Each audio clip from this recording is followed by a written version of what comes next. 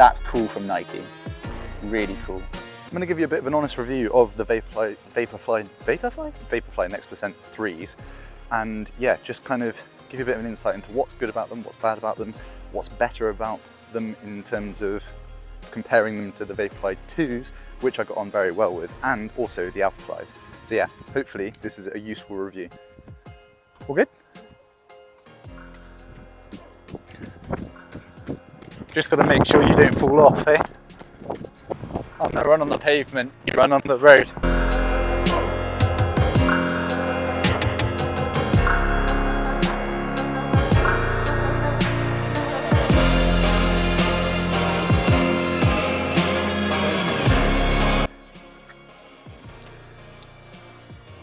First impressions, very comfortable.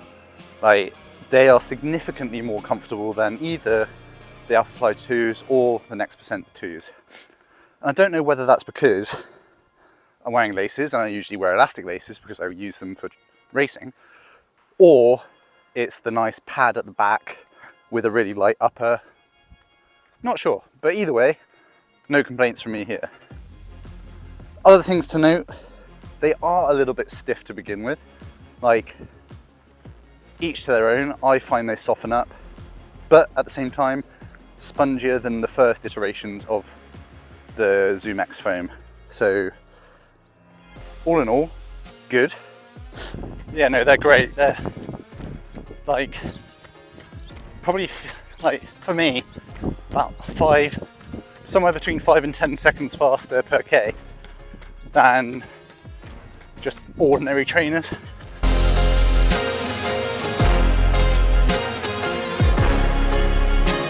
The issue is I'm not the prettiest of runners, not at all. This is as good as it gets.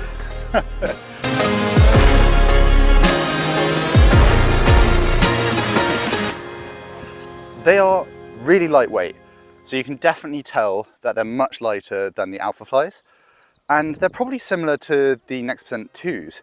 So that's good because obviously it's taking what I like out of the Next Percent 2s, which is the lightness for after coming off the bike, with like a little bit more comfort and actually stability. So they're very stable, which I'm finding when I'm running along. Like, I mean, again, might be slightly different with elastic laces, but I'm finding that they are very stable, which is what I liked about the Vaporfly 2s. So that stability aspect from the Vaporfly 2s and the lightness of the Next Percent 2s. So yeah, it seems like it's the best of both worlds. Could this be the best race shoe for triathlon and just running in general? Off the shelf, that is. Obviously there's the custom ones as well, but check this out. Not bad. Yeah, this is as good as it gets. Like, in terms of technique wise, they help out a lot for efficiency. So yeah, just got to do what I can. Being videoed, this is also as good as it gets because I'm trying to look alright, probably just looking rigid instead. Ah, thanks, hun.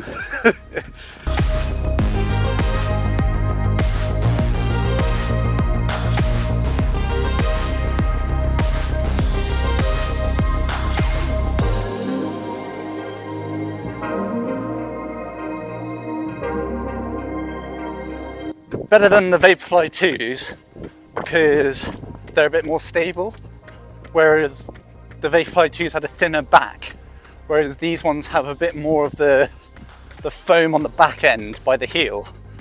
So my ankle's not as unstable, whereas the Vaporfly 2s had the stability. So I think these have a bit more of the Vaporfly 2 foam at the back, but the upper of the Vaporfly 3s, the Vaporfly 2s. Which way should we go? Let's go down this way. All in all, yeah, like I said earlier, taking the best of each of them and combining them, which probably means that they're one of the best race shoes that I've ever worn, for sure, which is great. Just breaking them in now, making sure that the foam's nice and spongy. I really like the Vaporfly 2s. I thought that they were a little bit heavy coming off of the bike, so this is a little bit better for me in terms of like just feeling a little bit freer, a little bit lighter on the feet so that I can keep the cadence up. Because coming off the bike in a triathlon, your cadence is always a little bit like clunky, for me at least. So it just means that I can rate up a little bit more, be a bit lighter on the feet, and yeah, just make the most of not feeling too heavy, which is inevitable off of a hard bike. I might just do a little effort going down this road.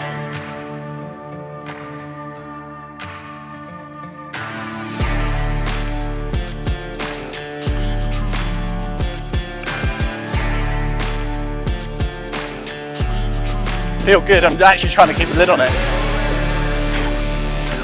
Very good.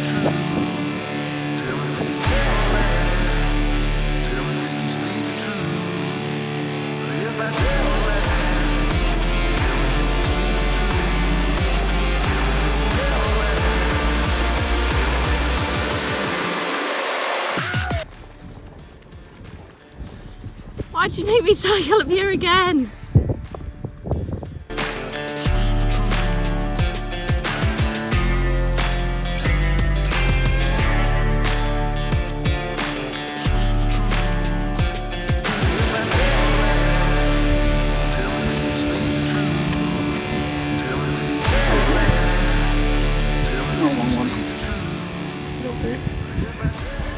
All good? Yeah. Turn around. Bit sweaty. Yeah, a bit sweaty, a bit dehydrated. I feel as though this is a compromising angle. I think it's time for some new shorts. If anyone wants to run sponsor me with clothing, it would appear as though I need it, but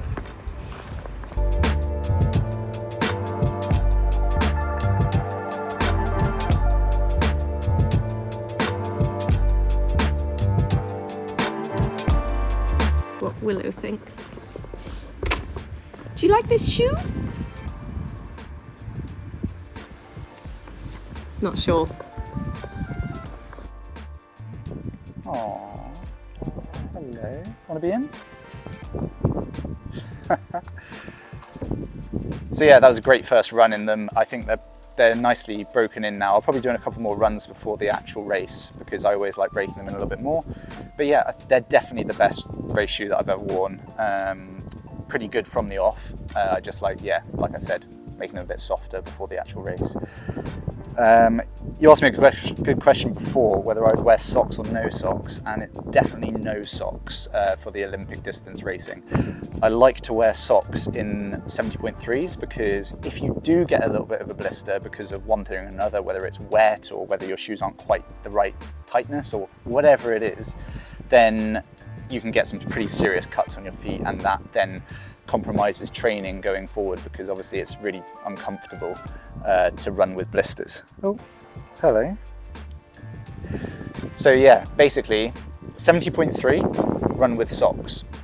But if not, you lose too much time. I think I lost 30 seconds in transition in Staffordshire because of the guys behind, who was it? Who was it? No. Ben Goodfellow and James Teagle both didn't put socks on in transition, and they lost I lost 30 seconds to them in that. So yeah, you can't afford to do that over an Olympic. Like, you don't have enough time to bring it back. So yeah, I will not be wearing socks, but I will be putting Vaseline in the backs of the shoes. So on this nice little pad here, I'll be making sure that I put Vaseline in there just to mitigate any rubbing or chafing, and maybe actually around the toe box here because my big toe and my small toe sometimes rub against the fabric. But other than that, very, very comfortable. Like, don't really have anything bad to say about them, to be honest. This is also very cool. So if you can see the Nike tick, that's cool from Nike. Really cool.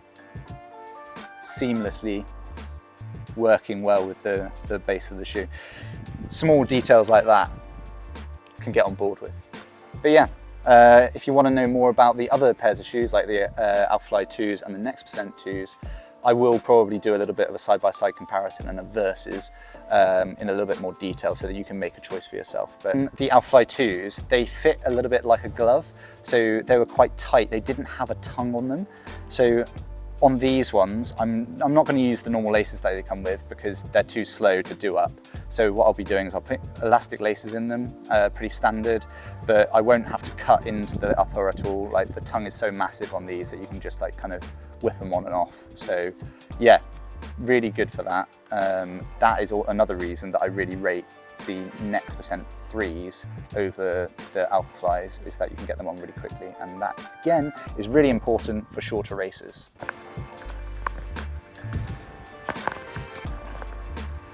What are you doing? We cycle so much. How much cycling have you done today? Like, I think 50 miles? Yeah, whatever. 50 meters.